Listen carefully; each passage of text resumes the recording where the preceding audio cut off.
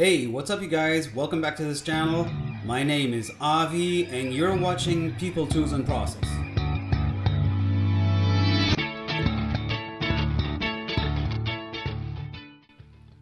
So, creating and recording music has always been one of my greatest dreams. So I guess setting up a home studio, at least a small home studio, has always been on the line as far as I'm concerned. Now, this process is extremely progressive, starting from very simple recordings with my cell phone and working my way up little by little to more complex music and more complex recording. I had to gather gear little by little as I went down this path. So I guess it would make a very cool series of videos to talk about that gear, how I acquired it, what is the purpose of this gear, and most importantly of all, how I'm using it.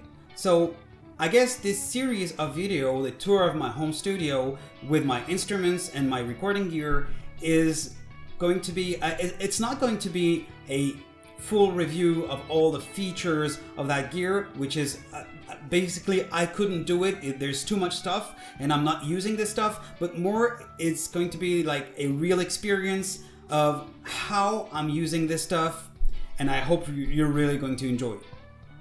Next, I would like to expand a little bit on the driving ideas that I used to set up this home studio. The first main driving idea is one that is going to be extremely familiar to those of you who are a fan of the YouTube channel, the 5 Watt World, I'm one for instance, is making the most music out of the least gear. This idea is so important that I use it as a general framework to buy gear. Before I buy a gear, I try to make sure that I'm going to play the crap out of it, which leads me directly to the second main idea, is that all gear must meet an actual purpose, an actual need. So no compulsive buying. Quite on the contrary, I'm trying to apply a concept that I would qualify as music-driven acquisition.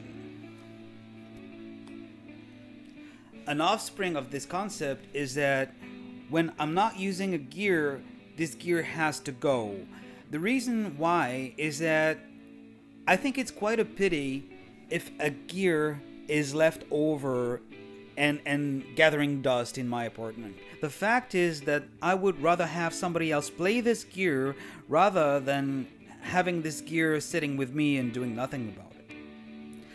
Another important concept, I'm not really exactly sure how to voice this. I'm going to use a term that is maybe a bit shocking, but then I'm going to explain it right away, is that I'm trying to buy gear that I deserve. Okay, so don't get me wrong. What I mean by this is that I'm trying to buy gear that is actually going to help me skill up to the next level, and that is neither too sophisticated or not sophisticated enough. Once again, I'm not always trying to use the full potential of a gear. I'm trying to use my full potential. So that gear is actually a means to an end, and the end being the music all the time. The next idea is gear in, gear out, or gear even, say it as you want, is basically when I don't have a particular gear, then I'm acquiring it.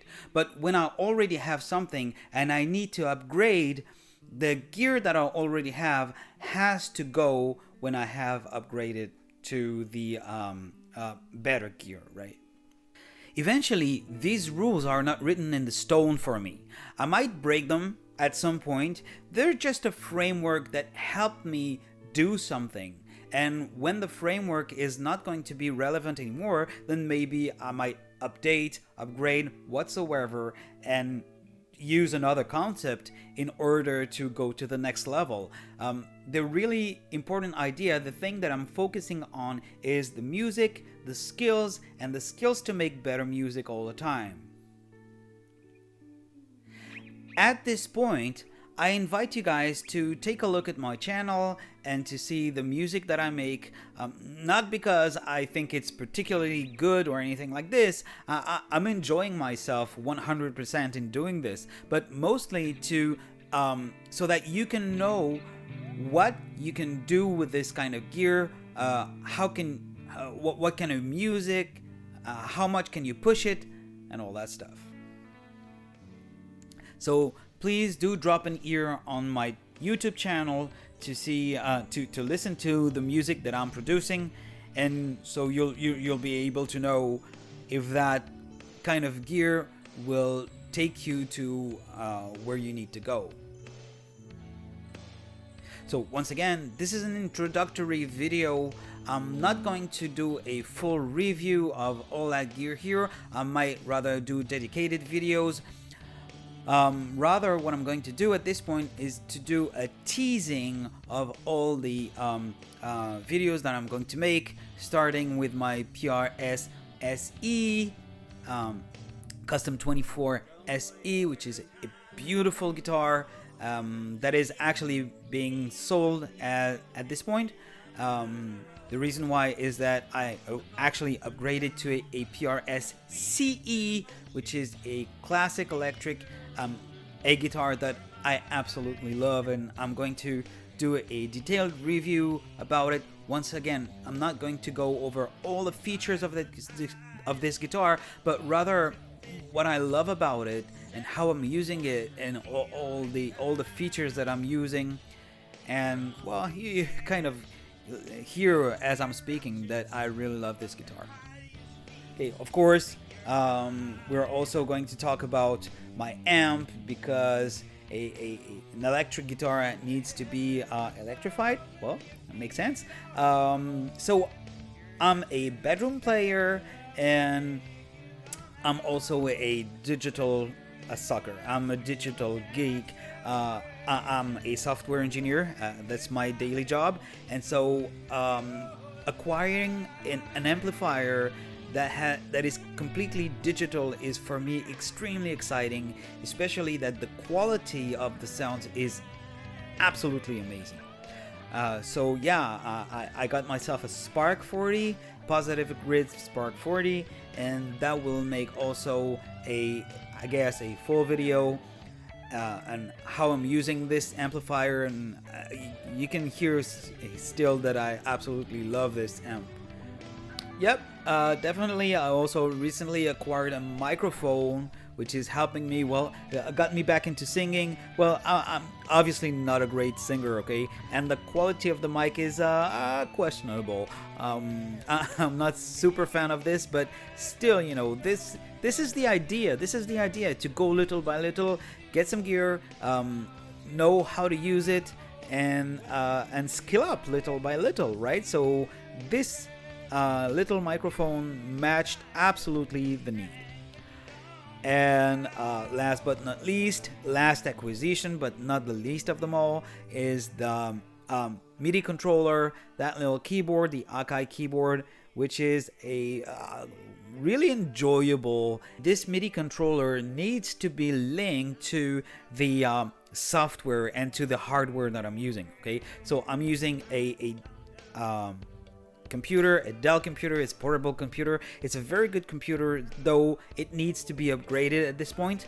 And also all the softwares that I'm using, the PRS Studio 1, which came along bundled with the Spark40, and that software, the PRS Studio 1, came with a bunch of sounds, you know, like drum sounds, violins, organs, all that kind of stuff, you know.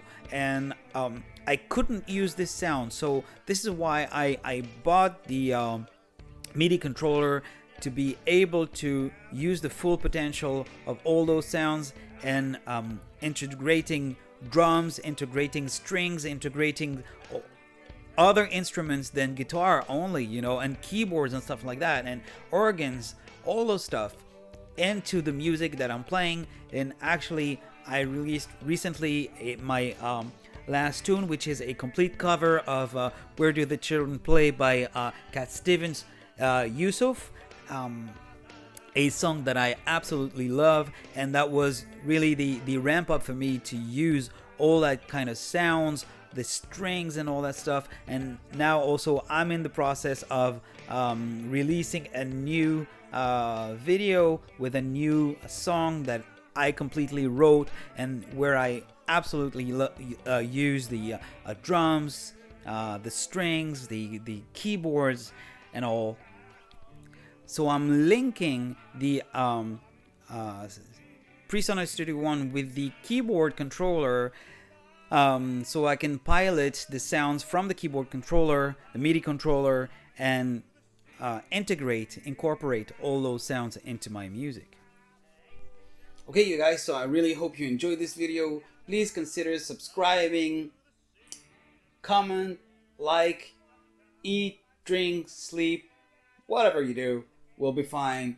And until the next time, do remember that you can make a difference.